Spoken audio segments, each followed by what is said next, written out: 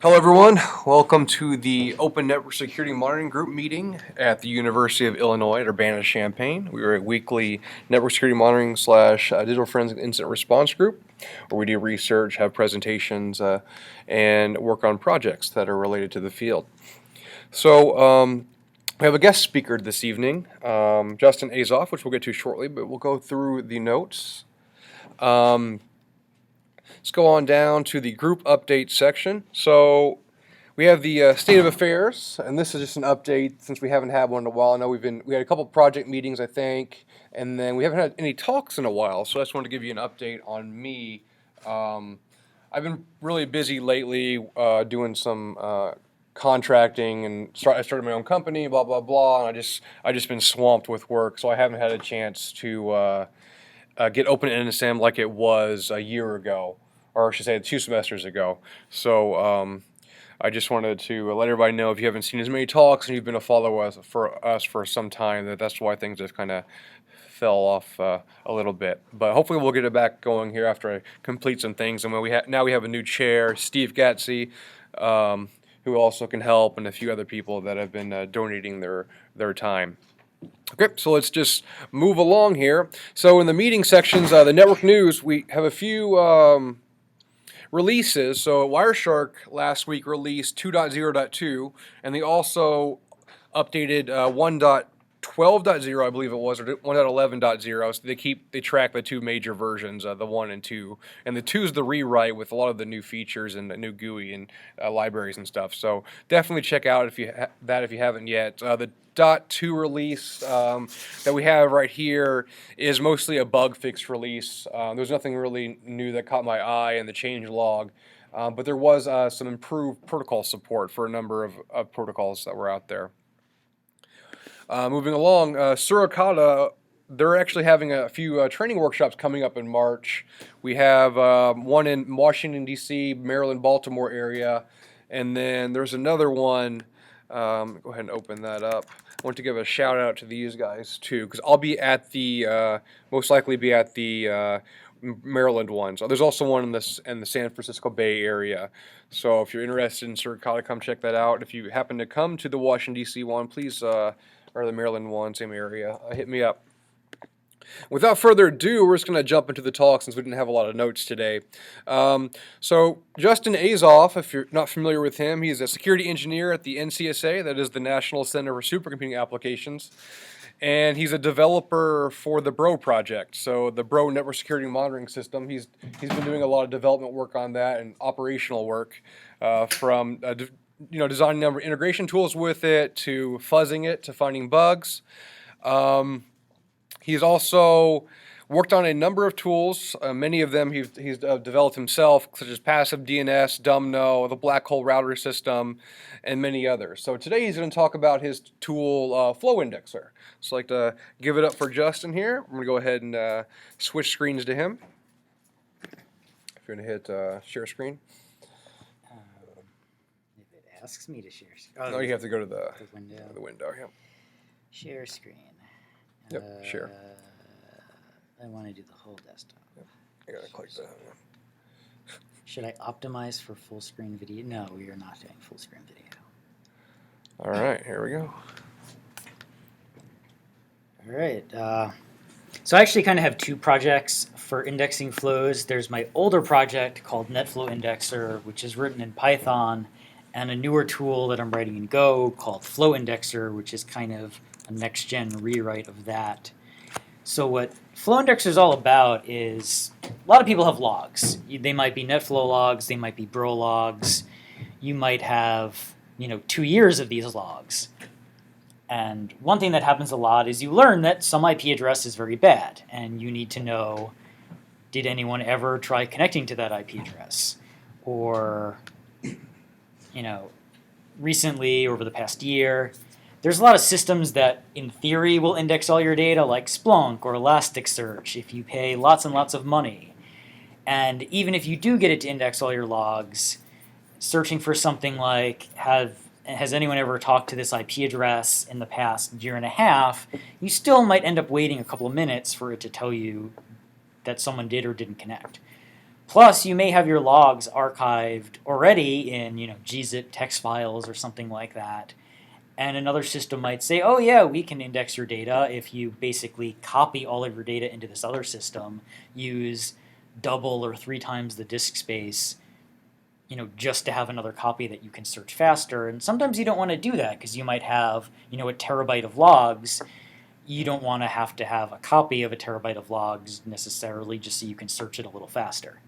So what NetFlow Indexer and what Flow Indexer does is all they do is index what the unique IPs seen in those log files were, much like a Bloom filter. So I know for, I believe, NetFlow Indexer, I think somewhere in here, sites using NetFlow Indexer, the index generally for this tool was about 5% of the data size. So there was a site indexing 5.6 terabytes of data, and their index size was 56 gigabytes. So if you're the type of place that has 5.6 terabytes of data, saying that you only need another 56 gigabytes to index it is pretty reasonable. If you were to say try to put 5.6 terabytes into Splunk or Elasticsearch, you might not have a good time. And that's my older NetFlow Indexer project that used Zapier. My newer project that uses Go, which uses LevelDB for storage and bit sets for packing in the data, is about a third the size to do the same thing. So, Can you explain what Zapier is? Sure, Zapier is kind of a more generic document indexing system that I kind of misuse for NetFlow Indexer, because the documents are really the log files and the terms are just the unique IP addresses. So there's a relatively few number of documents and a relatively large number of IP addresses. And it's never really designed for that sort of thing. It works surprisingly well. Like there's tools that index email or web pages that are built on top of Zapier, and it's able to do a much better job at a more kind of freeform thing like that. Because it can answer fuzzy searches, I think. It can do various Boolean searches that I just never do. So Flow Indexer leverages LevelDB, which is just a flat key value store where the keys are the IP addresses and the values are kind of a list of the log files that saw those IPs. The tricky thing that it does is I use a bitset library, which I thought would actually compress really well, and it actually uses more disk space than I thought. And I actually tried replacing it with MessagePack, which is an extremely compact serialization framework. The problem is I wrote all the code to do that, and it was, I think, about half the performance, maybe slightly slower, depending on what I was indexing. And searching was about half as fast. Because it turns out that while the bitset library I'm using isn't exactly the most compact on disk, it is ridiculously fast because I think it's written partially in assembly. So no one seems to really mind that the indexes are pretty small. So I can kind of show off, I have it running on one of our systems here. So let me give you an example of the new tool on kind of how it manages to index. So we have some older data that we're indexing, which totals, that's going to take a minute, because that's about a year and a half's worth of log files. So that's 1.3 terabytes of compressed data. I think if you, actually gzip will tell us. If we gzip-l it, that might take too long. Yeah, that's going to take too long. I think it works out, if I do just a representative, just do February's logs. I think it works out to about 10 to 1 generally for our bro logs because they compress very well. So figure, I think this is about 9 to 10 terabytes of raw logs. February, really don't want to run. Just want to represent. Okay, so on a day we get about 73%. So figure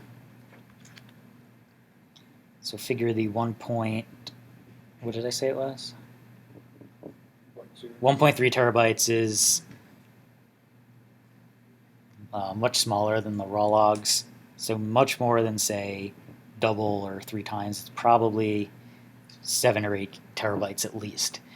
So how big are the indexes once you index all the unique IPs for that?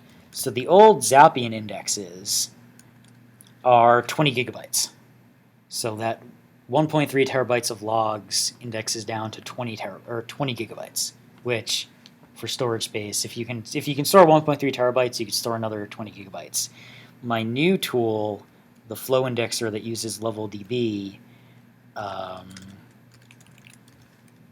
what is that directory? Bro index test is 6.6 gigabytes, so about a third the size. So, and that's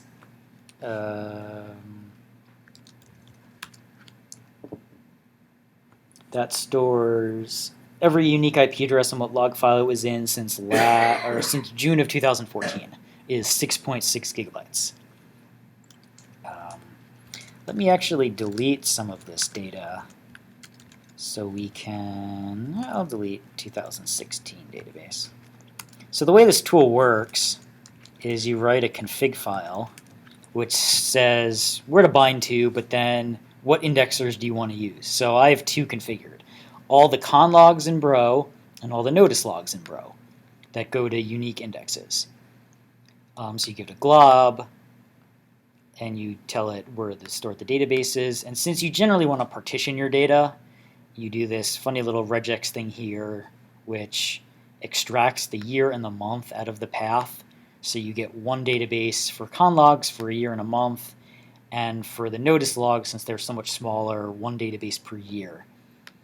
And this lets you really just configure it once and then start up the software. So if I start it back up, it will reopen all the data files, expand the globs. So now since I deleted the 2016 data for the notice logs, you see it's picking up every single notice log, reading it and indexing it. And these notice logs are pretty small, so it's already done about half the year that it has to so far. And if we wait a couple of seconds, it'll be done. So reading con logs is a little slower, but not much less. So it's done. So that indexed at least all the notice logs for 2016 in a couple minutes. And if I go in here and actually compare the two,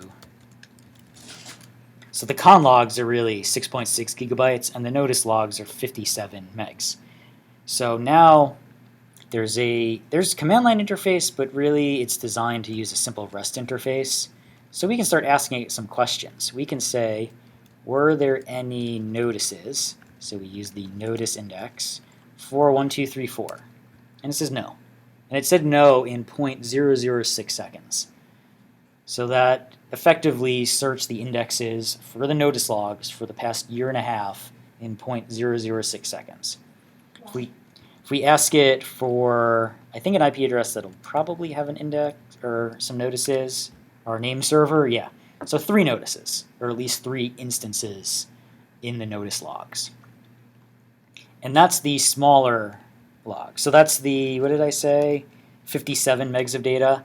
So let's search a little more. Let's search the con logs. So can someone give me an IP address? Any IP address? 127.0.0.11.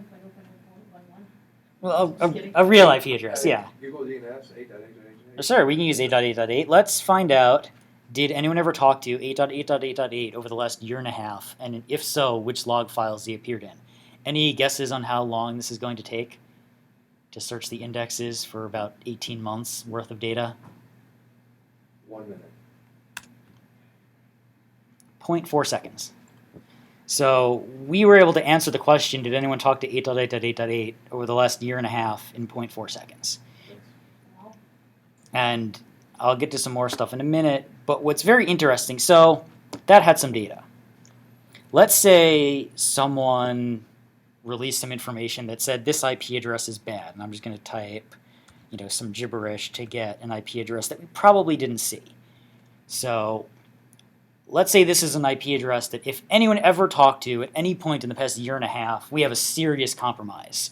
You want to know as soon as possible, did anyone talk to that IP address? You don't want to have to wait an hour to grep a year and a half's worth of logs. So let's see if anyone ever talked to that. No. 0.006 seconds. So you just answered potentially, critically important question. Type in 159.122. Sure. Dot 122. 159.122. 254. Uh-huh. And then it's the last octet. Hold on. Oh, is it on the chat? I think I got. Somebody posted it in the chat. Somebody in the chat. I got it. This isn't going to be like Pornhub or something, is it? It's I bet it is. I'm going to see. Oh, I'd have to.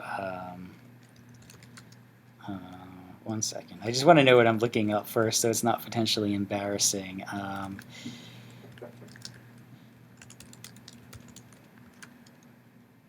He says the sort of how to compromise folks. Oh, sure, yeah.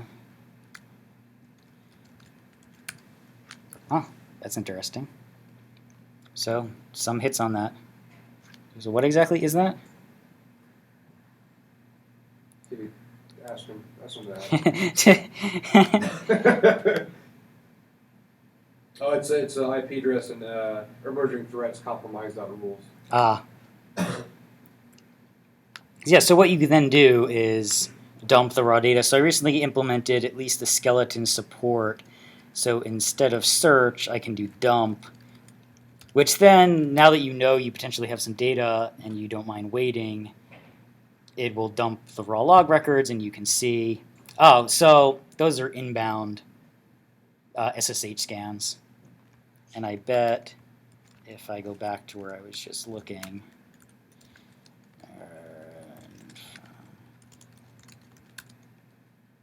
yeah, we null routed that a number of times. So yeah, so they're doing bad things to us. So we are not doing things to them, which is Wayland's asking where the data set is from. That I'm indexing? Not clear. So the data that I'm indexing is our broke connection logs, which is very similar to NetFlow data. So what's interesting is, so we also support CIDRs, so I can search for /24 and do the same thing. Since it stores the IP addresses sequentially, it's really just a range search for storing or for searching for CIDR blocks. It's just really just as efficient as searching for an individual address. And yeah, so if now I do, so now that I know what that is, so I could search, oops, notice. Interesting. Hold on a second. That was the address. It's odd. We should have some. Oh, unless OSSEC was what was blocking it. We might not have. That was one of the things I was blocking. All right. Yeah. Yeah, Bro may never have gotten far enough. If OSSEC blocks it on the first attempt, it probably never pisses Bro off enough to block it. One thing, I actually do have initial backend support for indexing raw syslogs, which I just need to optimize a little bit more before throwing it at our year's worth of syslog, because it's potentially the difference between taking a week to index versus 2 weeks. So if I spend a little more time optimizing it. Is there a web interface for this? Not yet. I mean, it's the HTTP API, but I don't have a web interface yet. Could you demo using the command line tool? Is it as a command line tool? Yeah, there's kind of a lower level command line tool, which I implemented a bit first. So if you go into the actual directories with the logs, and I run flow indexer, I can do dbpath, give it one of these dates, and say search for, and it works the same way. So one of the reasons why it's important to have a daemon is LevelDB doesn't allow you to have multiple readers. I think RocksDB does, but LevelDB doesn't. So you have to kind of go through a single process to manage the databases.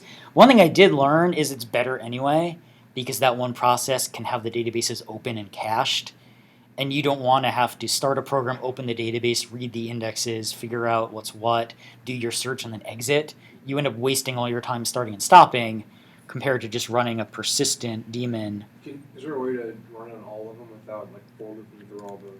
Well, that's the daemon does that for you. That's one of the things it does. is it'll open all the databases and do the search across them all.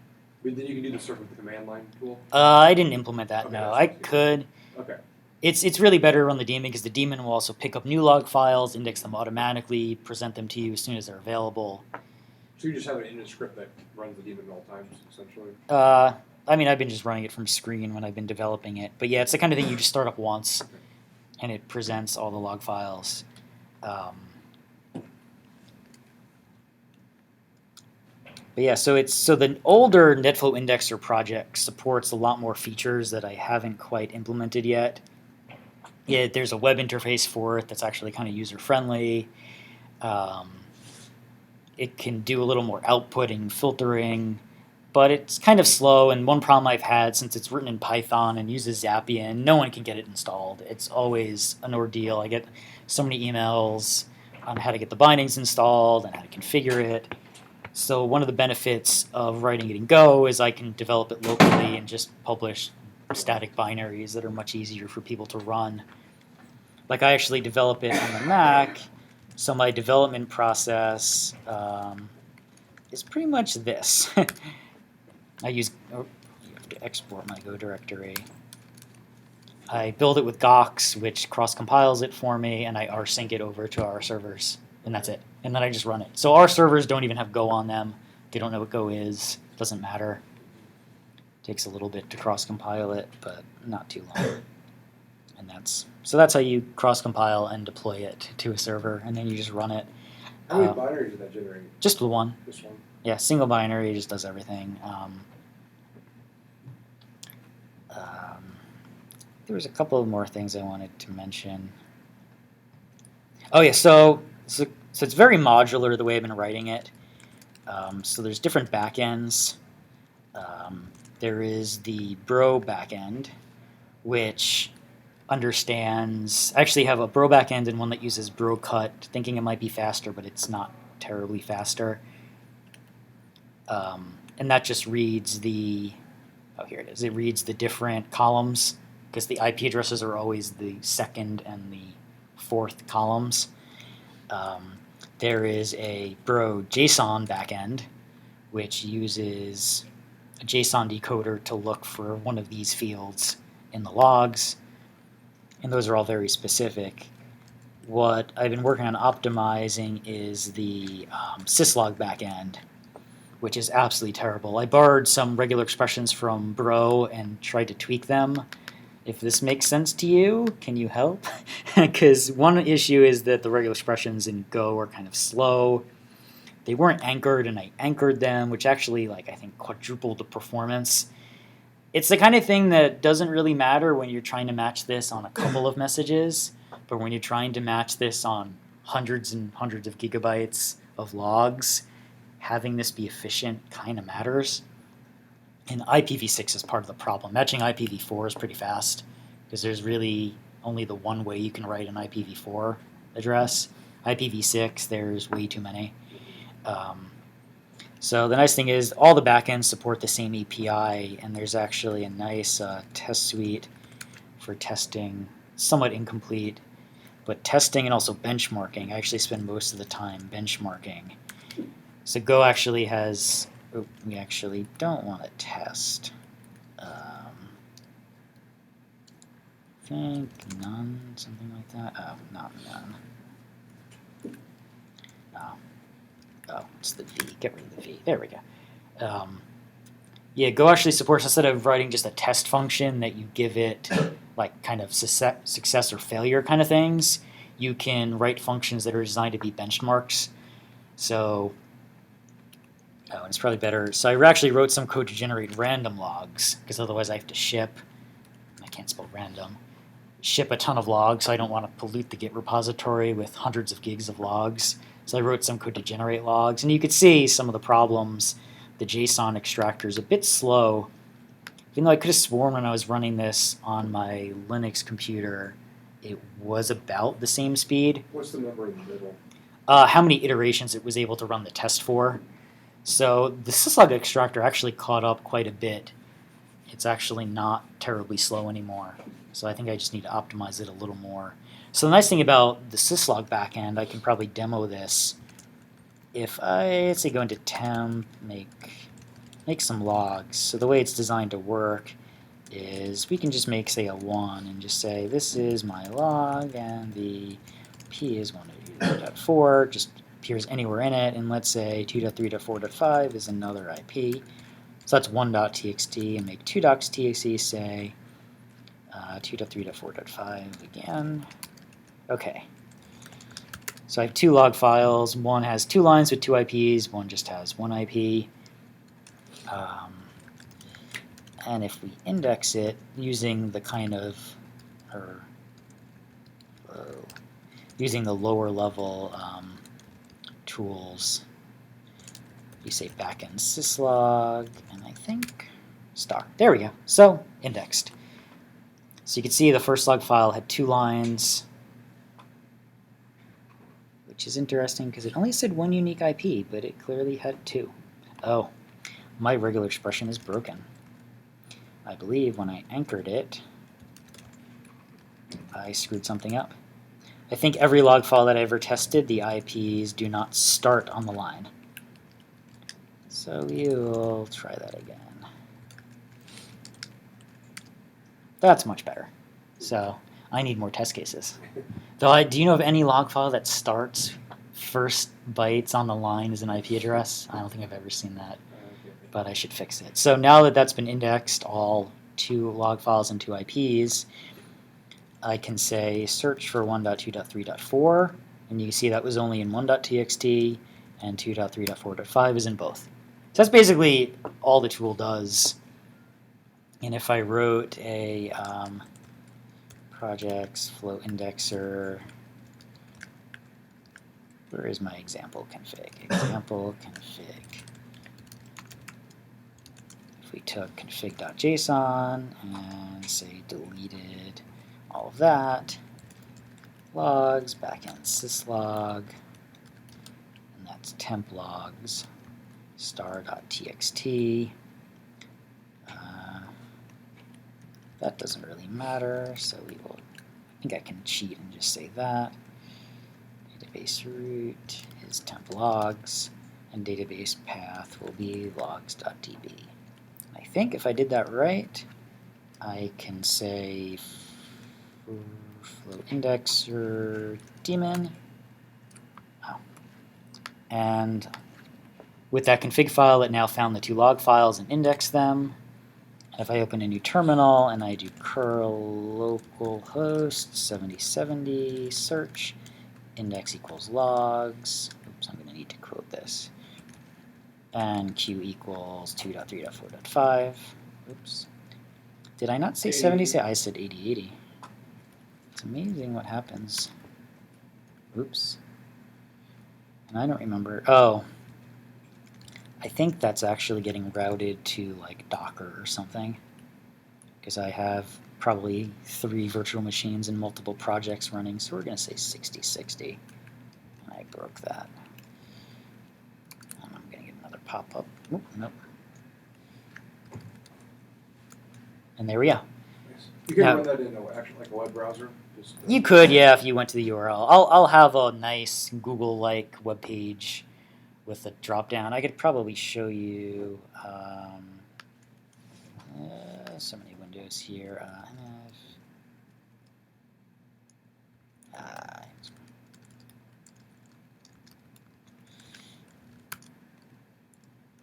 Was never connect to this directly. I don't remember what port. Oh, so it'll look like this. This is what the NetFlow indexer web interface looks like. Very similar, where you could type, an IP address and do a search. And one thing I haven't implemented is also it does the time extraction. So instead of giving you a giant log file, it just tells you the timestamp, which is much more user friendly. So that'll get implemented. Oh, another thing I didn't, I forgot to mention is there's also a stats endpoint. So instead of searching, you can call stats, and it gives the first and the last scene. So if I go back to here, we were searching for that Suricata, I think, IP address. Oops, con. Instead of doing a search, you do a stats, which is even faster, and you just get the first and last scene. And if I pipe this to Is there anything that will return the count? The total. Nothing knows the total count. This is the total log files. Yeah, that's what I meant. The Yeah. count of the Total log files. Yeah. Yeah. That's So actually, now that this daemon locally is running on the temp directory, one thing that's interesting. So wait, stats return JSON there, Yeah. but the other stuff didn't. The other, it's just a flat list of log files. I might, once I return some more metadata, I'll probably make it use JSON. Just initially, there was no point because yeah. So if I go into this temp logs and simulate, something new, writing data. So if I write a new file, 3.txt, say another IP is 5.6.7.8, and let's have 1.2.3.4 again. So if I save this, I forget what the default interval is actually. It's a config option, so you might have to wait a minute. Let's see what the default is.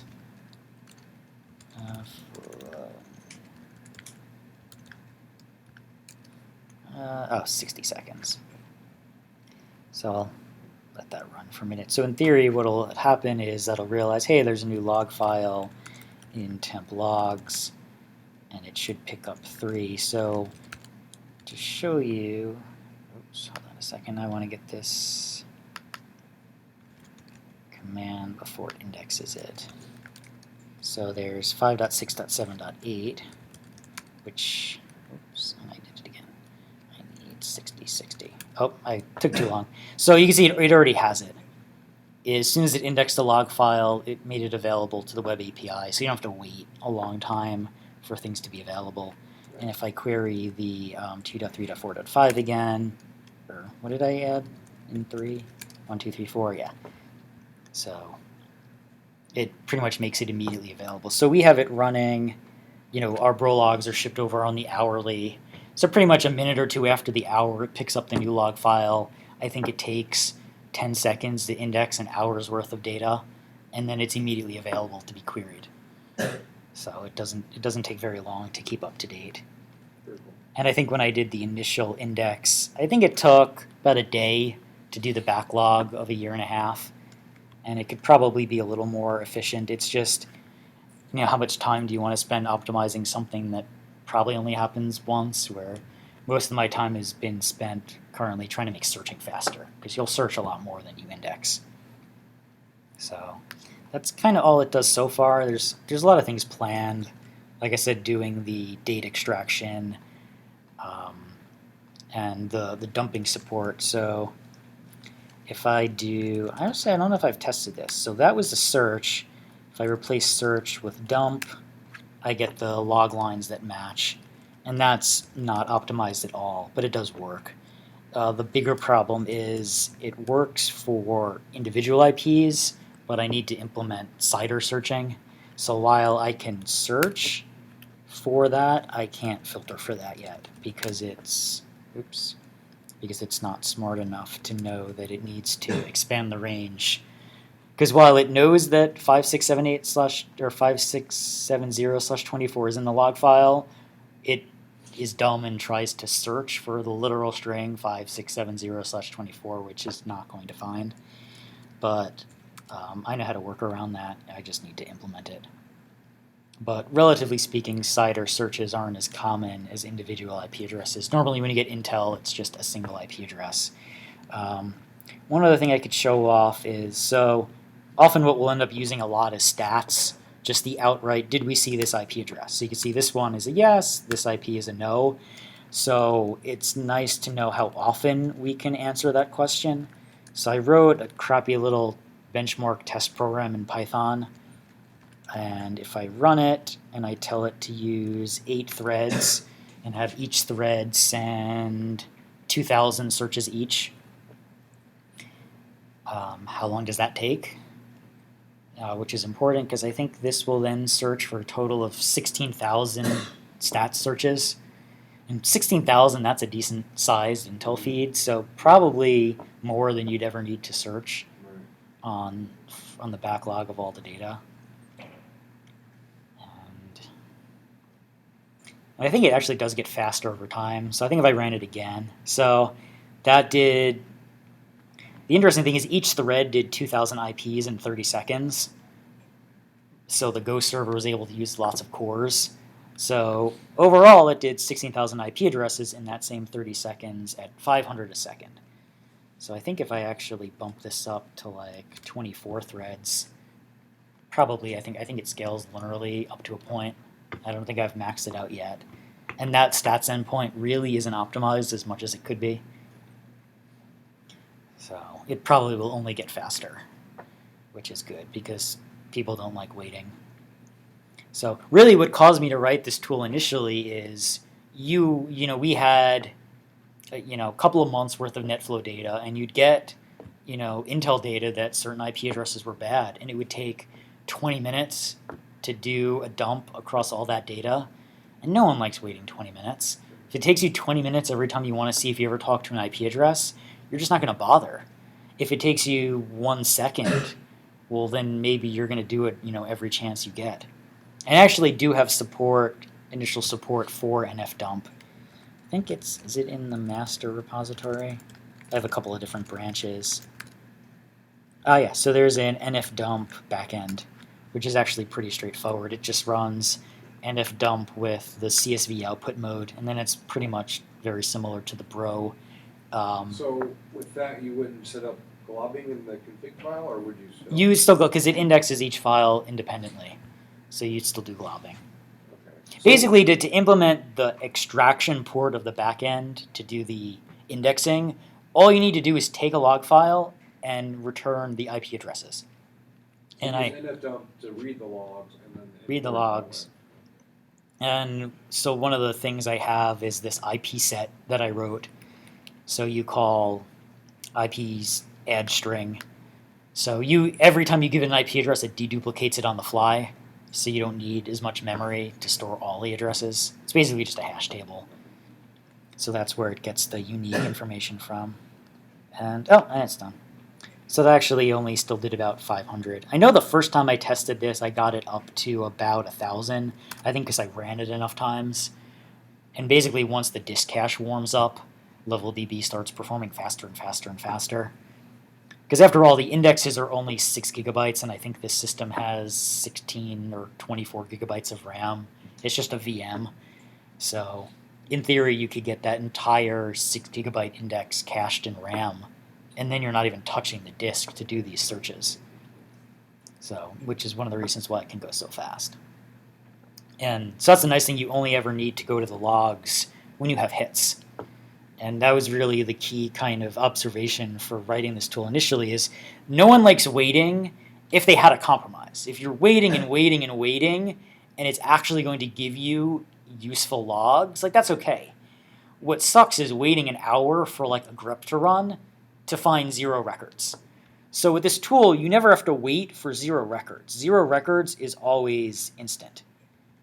It's only ever, you only have to wait if you do like the stats and then you realize like, oh, we actually did communicate with that host. So now we need to further investigate, who actually talked to it.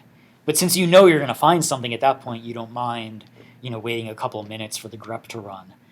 And this at least narrows it down. For that Suricata IP address, it narrowed it down to 75 log files. And as I ran before, that's down from, probably do the math in my head almost, because it's 24 log files a day times a year and a half. So that narrowed it down to 74 files that you need to grep compared to 15,000. So, and that's every one of these 75 files that you grep, you will find a match. So if you're really doing incident response, you won't mind waiting. No. Wayland. Does this assume no seam?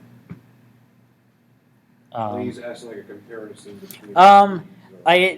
I've been talking to some people online. I sent some people the link to this, and they were running it. And what they actually did so far was integrated it into their seam. So they can click on an IP address, and it calls the stats endpoint to find out when they might have seen it in the past. So this could be something that you use with a seam. Yeah, I think he's curious about if you have a seam, why do you need this when you can just search? But I suspect this would be faster. Yeah, I mean, as you see, it's quite a bit fast. Yeah. I mean, like I said, this is 1.3 terabytes of logs, and I can do, stats queries for an IP address, any random IP address we get a notice for, not 444, in 0.016 seconds. I mean, does your scene do that in 0.016 seconds? I doubt it. I'd be very interested in knowing how it works if it can do it that fast. So yeah, so it's a very limited tool. Like after I released NetFlow Indexing years ago, someone was like, "It's great, but we want to search by port," and I'm like, "No, you can't do that." Because part of the reasons why the indexes can be so small is because I'm not indexing the ports. If you start indexing all the ports, that will blow up the amount of data that you have to index, and it won't be 6 gigabytes anymore. Because now you need to store every IP address and port that you saw versus just every IP address. So there's definitely trade-offs. You can always filter after too. Yeah, and so what? I'm sorry, I don't know. Was that Wayland, or who asked that? Yeah. Yeah. So searching for months of logs for 2 hours only to come up empty-handed. So that would never happen again with something like this. You might still have to search for logs, but only if you have hits. And what I realize is no one minds searching if you're going to find something. So if you're familiar with Bloom filters, it's a very similar concept.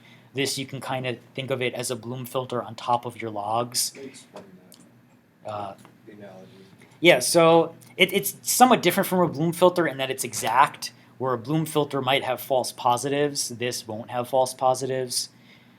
So Bloom filter is something that you generally run in front of your data. Like I think the LevelDB backend that I'm using uses Bloom filters internally.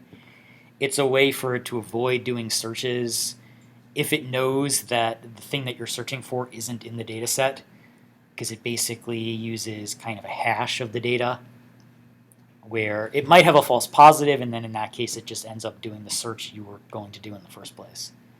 So yeah, you kind of treat it as kind of the first line of searches. And it's what we do every day. If we hear about an IP address that's bad, we hit the system to see if anyone ever talked to it. And 9 times out of 10, it's 0 hits. We move on with our day. If there is a record, okay, then we dig in and find out what the actual records were. So that's basically what it does. It does one thing really, really fast. Now is what's all on GitHub? What's open source? And All of it so everyone far, can do yeah. themselves.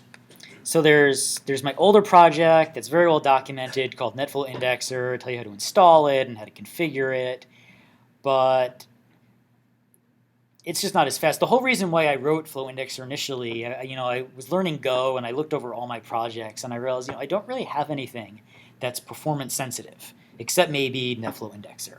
So I wrote a really terrible initial kind of sketch of parsing the logs, dumping into a database, and it was so fast. And the files were so much smaller. So I kind of thought, oh, okay, that's neat. Maybe I'll spend some more time on this at some point. It kind of didn't really do anything for like 6 months or something, and then I picked it up again recently. So that's the Flow Indexer project. It's on GitHub. Does the NetFlow one only do NetFlow? No, it has a similar architecture. So it'll do Bro too? Yeah. But we should all go towards the newer one. Yeah, it supported NetFlow or NFDump Flow Tools Bro. I never added a syslog support to it, but yeah, I would definitely say new users, especially if you know Go and can help, use Flow Indexer. Basically, if you have a working Go, you run these 2 commands and you have a binary, and then you copy the example config file and you start up the daemon and you're done. You come back in like an hour or so and you have a nice index of all your logs, and then you can start hitting the API. And there are the lower level commands, but they just, it's not so much that they'll be phased out. It's the same code that's used internally, but probably you wouldn't use them. You would use the daemon unless you had a good reason. There's the one command that I haven't implemented yet is the expand CIDR. There's no API endpoint for it because it needs to do a little deduplication, but otherwise the API through the web interface can do everything. And yeah, Are you it's- looking for contributors for more backends? I was thinking like Argus or yeah, more backends. Backends should be easy to write. Right now they have two endpoints. It's basically an interface in Go. There's the extract IPs. So given an open file, be able to extract each unique IP address. And then there's the filter, which is given the log file, a query string, and an output, basically just act as a grep pipe. So I could show you kind of how the syslog. So all of those, do they all include that backend.go file? They don't include it, they implement it, basically. So you can see the syslog backend implements extract IPs. So this is all just the BS you need to do to read files line by line, and then extract the regex, and then add each unique match that you find. And then the filter, this is really just kind of a terrible implementation of grep. You get it line by line. If the query is in the line, you write it to the output file. It's pretty terrible. Like I said, it doesn't handle CIDR searches. What I might end up doing is using grep behind the scenes, because grep is just ridiculously fast, and it's really hard to compete with grep. So I may just use that. Is the improved performance, is that due to the Go query language, or are you talking about level DB using that? And Yeah, is it the language or the database? It's probably half and half. Okay. Go is in general, for a lot of the things that I'm doing, it's actually about the same as Python. Because if you take like a string in Python and call like string.split to get each column, that's just running C code behind the scenes. Yeah. Crazy, optimized, very highly efficient C code. Yeah. In Go, you have a string you call string.split or whatever. It's just calling Go code. It's really doing the same thing. So on some levels, it's not really any faster. It does, I think, use a little less memory. Really, probably the big win is the LevelDB backend that I'm using. And I really need to get RocksDB installed, which is Facebook's fork of LevelDB, where they have a number of performance improvements. The one downside, the reason why I'm using LevelDB is in Go, someone ported LevelDB to Go, so you pretty much just import it. You don't have to compile anything. It just embeds it right into your project. RocksDB is still C++, so you need to install it separately, and it's more work. So the actual database file, is it just a text file with a colon? Yeah, value? it's I think I can show. I think I have a Python tool that'll dump it somewhere. Is it a binary then? It's a binary. Is that what? No, that's not what T is. Oh, it's probably basically. I could kind of sketch out. So with these text files 1, 2, 3 that I indexed, effectively what it will write to the. Oh, hold on. I definitely. I know I have a tool somewhere that dumps it to the screen. I'm just trying to find it. Oh, is it this? No, it is not that. So basically how it works. So first it sees 1.txt, so it stores like doc. I forget off the top of my head. Something like this, 1.txt is the key and the value is 1. Just coincidence that it's 1 to 1. Normally your documents aren't 1, 2, 3, 4. Then it will see the IPs. So if I go into Temp Logs, so first it saw 1, 2, 3, 4. So then it'll store 1, 2, 3, 4 and the value using the bit set of just 1. And it actually stores this as bytes, not as a string. So it'll store something like that. Then you index document 2. Document 2 has 2, 3, 4, 5. So what it'll then add to the file is doc ID 2.txt is document 2. And then it'll add document 2 to that. But really, since I'm using a bit set, it's effectively storing it in binary as 3, in binary, because this is really kind of like 1, and this is like 1, 1, effectively. And that's one of the reasons why for most use cases, it's pretty compact. It doesn't use a lot of storage space. And then once we store 3, so then it'll write out doc ID 3.txt is 3. And that has a new 5678, which goes to key document 3, and then 1, 2, 3, 4 will be in 3, which again is binary. Will end up looking something like that. And this one will look like that. It's a little less efficient than I had wanted because I think I realized, even though I'm storing as a bit set and I know exactly how many bits it should be, I think it puts a header telling you how many bits there are, which isn't really needed for level DB, but it hasn't really been a problem. Like maybe I could get that 6 gigabyte database down to 6.5 or 5.5, I don't know. It's you kind of have to pick your battles. So basically that's how it stores it. And actually then it actually stores this reversed. So it'll actually store a mapping of 1 to 1.txt and 2 to 2.txt. Because when you do a search, effectively what happens is you do a search for, say, 2, 3, 4, 5. That returns that it's in documents 1 and 2. Then it finds documents 1 and 2 and say 1 is 1.txt and 2 is 2.txt, and then it outputs those two documents. So it's a very, very simple data store. It's actually an interface as well. So I actually started using, I think, BoltDB, which turned out to not perform as well as I had hoped, and then I switched to LevelDB. So that's actually an interface as well. Yeah. Ooh.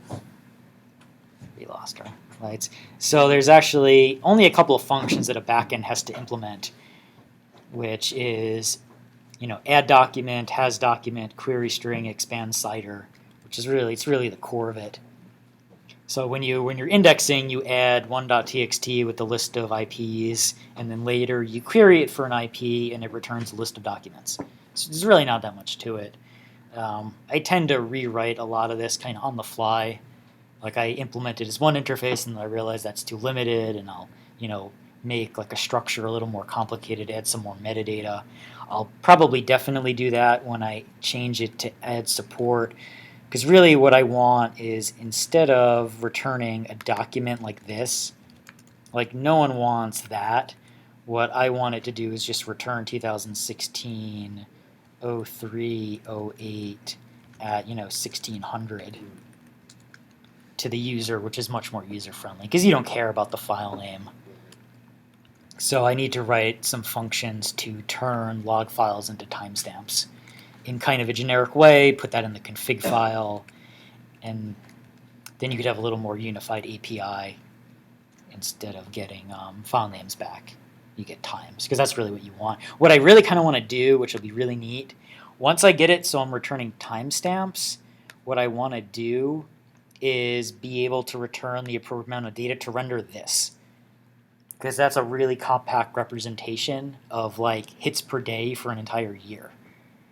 So I could have some code that renders this based on the graph. So imagine you do a search for an IP address and you get this style graph for when you had hits, as opposed to a giant list of documents, which is kind of hard to read. Because one thing that's really easy to tell when you're looking at someone that actually contributes more, say like this guy, is you can tell, does someone work on the weekends? If it's dense and dark in the middle, it's during the week.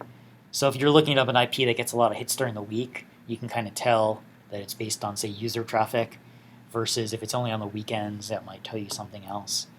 So yeah, so as soon as I start returning timestamp data and I can use it as structured information, I could probably have a script or something that renders this type of table, put it on the web interface. So one step at a time. So yeah, so that's Flow Indexer. It's kind of a very limited tool, but I'm just trying to do one thing really well. So. Yeah, it's definitely useful. I may try to deploy it on some networks that I work with. Yeah, So you want easy ways to be able to. And it's funny. I mean, we have a lot of logs, and we're probably in the middle, like. If Wayland or someone tries to run it, the main campus, I'm sure your logs blow hours out of the water. But I ran this at home, and it does like the last 6 months of my logs in like 5 minutes, indexes everything. I think my index files are like 10 megabytes. So it really scales down pretty well too. So if you just have like a tiny like NSM sensor at home running Bro or Snort or something, you can easily run this. You don't need a giant system. Like I said, I think the box that I was running all these tests on is a VM with I think maybe 1 CPU and 16 gigs of RAM. So it really doesn't take much. Like I said, yeah, good luck trying to index 1.2 terabytes of log data with really anything else and be able to do it on a server with 16 gigs of RAM and 6 gigs of extra disk space. So, all right. Yep, we're almost at 7. Perfect. Yeah. Good timing. Yeah. All right. Go ahead and hit stop share if you want. Oh, what? Unless you want got to. one question. Okay. Nope. Oh. Oh, thanks. And yeah, like I said, this is pretty much the first thing I've tried writing in Go that actually does something. So the code is kind of terrible. I've kind of been making it up as I go.